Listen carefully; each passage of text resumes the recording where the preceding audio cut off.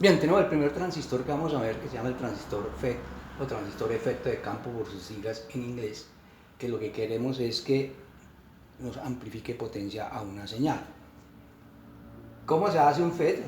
Se hace sobre un cuerpo, bien sea dopado tipo N o un cuerpo dopado tipo P.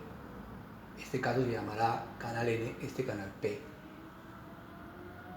De acuerdo al dopaje que hay aquí, pues habrá una capacidad de corriente determinada, o sea, que va a depender del Rho, o sea, de la resistividad. Pero vamos a hacer lo siguiente, alrededor de él vamos a hacer un dopaje contrario a su cuerpo, o sea, si esto es N, aquí ponemos P, y aquí como es P, aquí colocamos N. Y lo que debemos recordarnos siempre que coloquemos en unión una P y una N, aparece una zona libre de portadores de carga que la vamos a llamar la zona de agotamiento. Por lo tanto, que estamos viendo que este es un dispositivo de 3 terminales, drain, source y gate. Esta parte se llama gate. Source quiere decir que en este caso, como tenemos electrones, lo que queremos es que se desplacen los electrones, por lo tanto aquí debo colocar un potencial positivo para que la corriente de electrones vaya en este sentido. La corriente convencional ya sabemos que va en sentido contrario. En este caso, vamos a hacer lo contrario. Como tenemos que circulen son huecos, aquí le debemos poner un negativo para que se vaya hacia arriba. Entonces el sentido de la corriente I sub D es el mismo sentido de la corriente de huecos.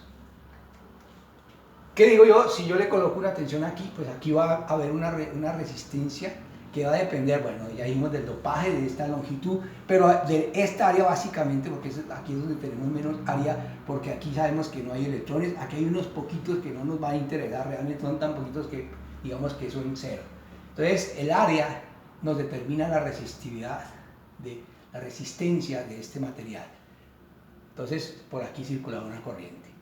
Si yo empiezo a hacer esto, empiezo a polarizar en inverso esta juntura, aquí le coloco un negativo y aquí un P, estoy colocando una tensión en inverso, lo que sabemos que vamos a hacer es ampliar la zona de agotamiento, o sea, va a ser algo así, la zona de agotamiento se va a ensanchar por la presencia de la tensión que coloqué ahí. Quiere decir que esta área se volvió más pequeña, y al ser más pequeña, su resistencia aumenta, su corriente disminuye. Y si sigo subiendo esta tensión, la sigo subiendo, llega un momento en que va a hacer esto, lo que se llama estrangular el canal. Es decir, hacemos que en esta parte, que aquí ya no hay electrones, ni aquí hay electrones, desaparecen, se van para estos lados, se apartan, y quiere decir que aquí ya no puede circular corriente porque aquí no hay electrones, que fue lo que hago yo siempre con una tensión negativa, hacer que esto aumente. Entonces lo que quiero que ustedes vean es que con esta tensión yo puedo trabajar con este ancho de área. La puedo tener totalmente el área si no coloco aquí tensión, o cerrar totalmente para que este ancho de canal, lo vamos a llamar el ancho de canal, vaya variando con esta tensión. ¿Eso para qué nos va a servir? Aquí hacemos exactamente lo mismo, aquí pondríamos una tensión positiva negativa para polarizar inverso esta juntura. Y la explicación es la misma. Recuerde que lo que nosotros buscamos es amplificar potencia. ¿Qué quiere decir? Yo voy a tener una señal, la voy a representar así, y voy a mirar que es una señal senoidal, porque es fácil, como ejemplo, siempre trabajar con señales senoidales, y voy a decir que esto tiene una resistencia de raíz. ¿Qué quiere decir? Esta señal senoidal me va a producir, o quiero que esta señal se refleje aquí, en un cambio de corriente. Aquí quiero que esta corriente cambie con la forma de onda que aparece aquí. Entonces, ¿qué voy a hacer? Voy a colocar en serie con este, y lo tengo que colocar en serie con una fuente de continua. ¿Por qué? Miremos si el canal está totalmente cerrado, cuando llegue esta onda no lo puede cerrar más. O sea, en el ciclo negativo que trata de cerrarlo más, ya no puede porque ya está totalmente estrangulado el canal.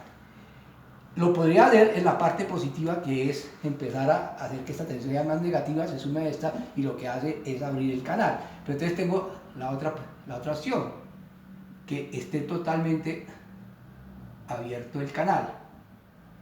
Si está totalmente abierto el canal, esta señal no lo puede abrir más. O sea, tengo un límite, o totalmente abierto o totalmente cerrado. Entonces, para que esta me produzca la variación que yo quiero, necesito inicialmente que esta tensión continua me lo tenga semiabierto. Entonces coloco una tensión aquí e inicialmente tengo un canal semiabierto, ya hago esto. No está ni totalmente cerrado ni totalmente abierto. De tal manera que si yo coloco en serie estas dos, ahora coloco aquí. Acuérdense que la corriente aquí va a ser despreciable, pues solamente me voy a preocupar como si esto fuera un campo eléctrico.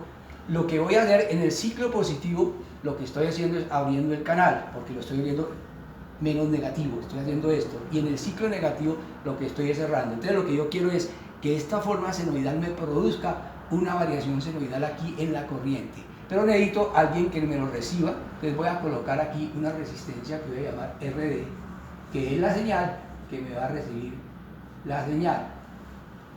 Entonces, ¿qué vamos a hacer? Estas variaciones que voy a lograr abriendo el canal, la va a recibir esta, ¿ya?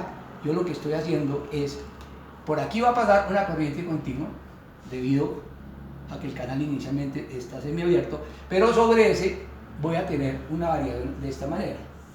Yo tengo una corriente I sub D debido a que abrí el canal, lo tengo semiabierto, y cuando llegue esta señal, lo que hago es que esta corriente aumente y disminuye a través de esa señal. Desde el punto de vista potencia, ¿qué estoy diciendo? La potencia que me gasta esta señal básicamente es cero, porque esta resistencia que está aquí es la de una juntura polarizada en inverso. Puede decir que la corriente es tan pequeña que la voy a despreciar, es decir, que realmente esta señal no me consume potencia. Pero si lo miro al otro lado, sobre acá, esta señal que he pintado en rojo debido a esta va a pasar a través de esta resistencia y me va a producir una potencia que va a depender de esa corriente al cuadrado por RD. Entonces, ¿qué tengo? Que mi ganancia de potencia es potencia de salida, que va a ser esta que me está recibiendo, sobre la potencia de entrada, y la potencia de entrada es casi cero. Quiere decir que logré que la señal me diera una potencia mayor de la que le está entregando, y eso se llama ganancia de potencia, y he logrado amplificar en potencia una señal. Ese es el principio de funcionamiento de un transistor tipo FET. Pero aquí hay algo más interesante que quiero que ustedes analicen, que es lo siguiente.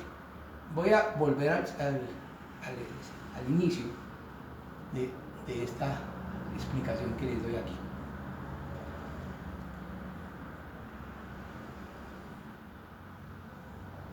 Voy a volver al inicio, ¿sí? Y voy a decir, mire, si yo pongo, ya dijimos, una tensión aquí, lo que vamos a tener inicialmente es una cierta resistencia acá, debido a que el área disminuyó. Ahora lo que voy a hacer es, oiga, ¿qué pasa si hago lo siguiente? Hago una gráfica, como dijimos que esto se va a comportar como una resistencia variable, una gráfica voltaje-corriente. Entonces voy a decir, voy a hacer una gráfica P sub ds sobre ID, por lo tanto esta tensión la voy a poner variable. Y voy a poner aquí una tensión inicial B sub gs que me produce que el canal esté en cierta posición semiabierto. Y vamos a empezar. Obviamente, si aquí no hay tensión, pues la corriente es cero. A medida que yo empiece a aumentar esta tensión, como esto se va a comportar como una resistencia, la corriente va a aumentar. Pero al aumentar la corriente, acuérdense que aquí hay una resistencia entre estos puntos, porque ya le dijimos, depende de todas las condiciones.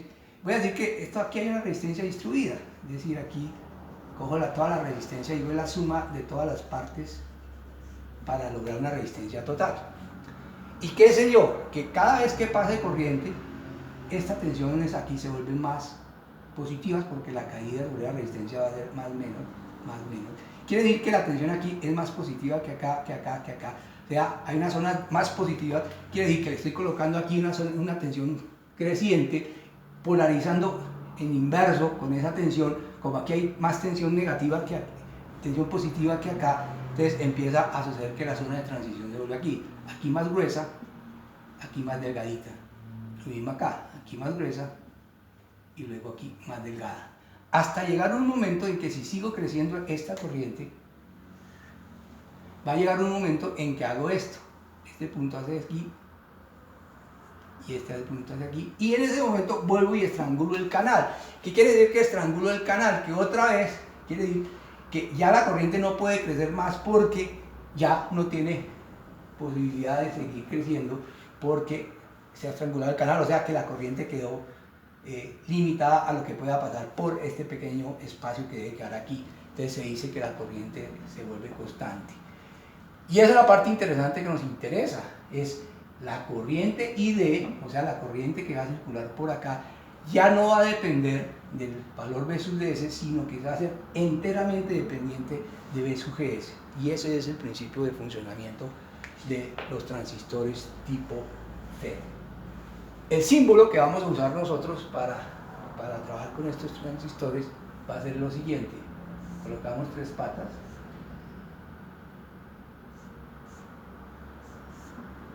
Drain, sub, gate.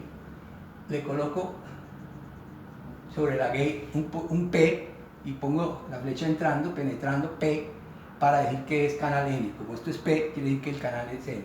Entonces aquí coloco mi resistencia que va a recibir la señal y aquí una fuente B sub D que va a producir esta corriente o permitir esa corriente. ¿Qué hago? Si no coloco nada aquí, sabemos que el canal está totalmente abierto, por aquí pasará la máxima corriente y a medida que juegue con esta, haré que el canal se abra o se cierre, o sea que esta corriente irá a variar, I sub D irá a variar con esta tensión B sub gs. ¿Ya? Recuerde, ID será una función de B sub gs. Pero necesito que haya una corriente continua inicial, es decir, que el canal esté inicialmente semiabierto. Una vez que logre eso, lo que hago es colocar la señal que quiero amplificar, la coloco aquí. Entonces, ¿qué voy a lograr?